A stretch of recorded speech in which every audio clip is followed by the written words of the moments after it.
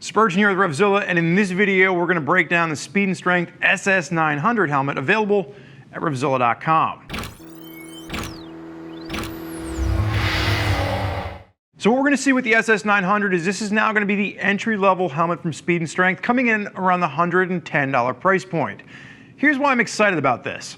My first helmet cost me around $150, and it was a giant hunk of crap compared to what we're seeing helmet manufacturers create now for an even lower price point. So yes, this is a $110 helmet, but I was thoroughly impressed with what we're getting for that kind of cash.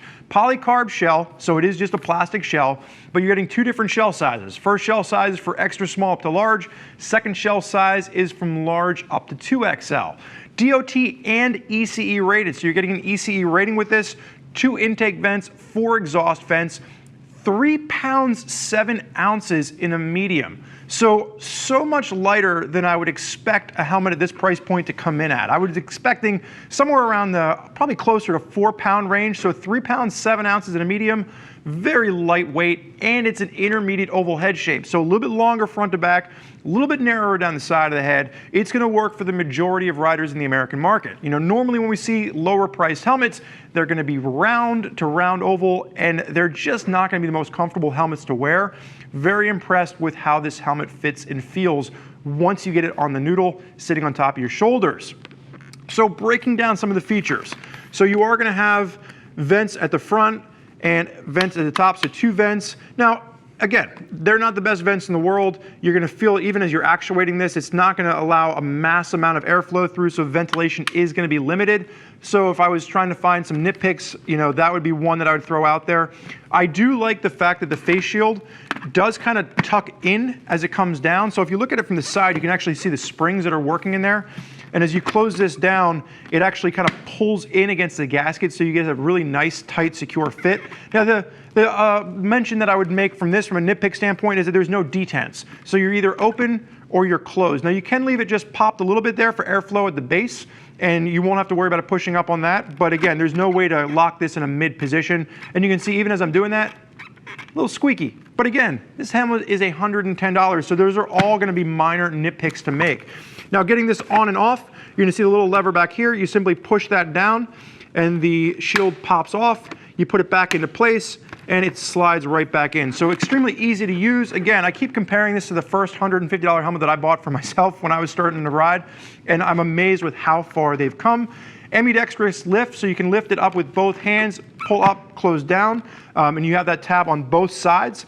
As we spin around to the back, you don't have much of a spoiler. If you want to jump to something a bit more aggressive, you can take a look at the 2100. The 2100 helmet from Speed and Strength gives you a more pronounced spoiler on the back, and you also get a drop-down sun visor, but it's going to take you to a bump in price as well. Really what we're seeing from the back on this one is just going to be passive venting. You get a little bit of an aerodynamic design. You have some air scoops here. And as you took a look at the back, when we talk about those other additional vents, you've got vents down here on the side.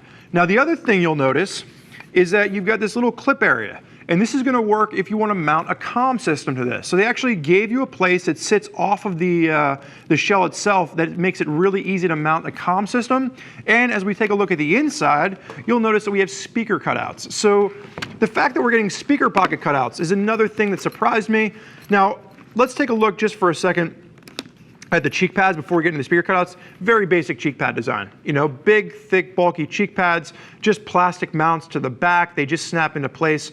A little bit tricky to get in and out. So the design for the cheek pads themselves aren't that technical. This is exactly what I'd expect to see for a $110 helmet. Pulling out the other one, you can get a really clear look of the speaker pockets in this. So you do have speaker pockets. If you want to run a comm system, you don't have to worry about those speakers pushing against your ears. And pulling out the rest of the liner system, I do like the fact that this is going to be a brow mount to the top. You're not going to have little pinpoints that kind of Velcro in or that push in to the top where they can cause uncomfortable, you know, feelings for your forehead. Uncomfortable feeling. That's going to be the name of my cool jazz album when I release it.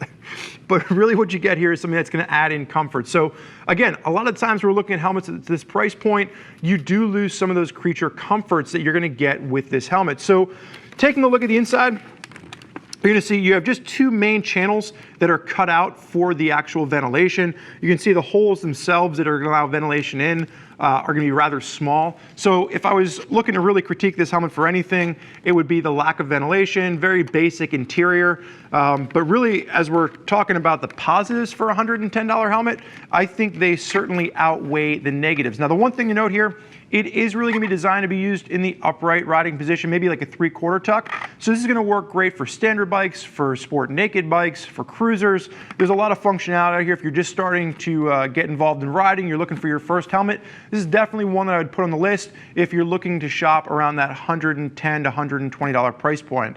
That being said, if you want more information from people that are currently out there riding in this helmet, you can always click the info button on your desktop or mobile device. You can read other rider reviews for folks that are out there living currently with a Speed and Strength SS900 helmet. If you have any additional questions, reach out to one of our gear geeks at 877-792-9455 or shoot an email over to cs@revzilla.com. They can walk you through a variety of different helmets that are available that can work with your riding style. Now, I want to thank you for joining us for this look at the Speed and Strength SS900 helmet. I'm Spurge. Enjoy the ride.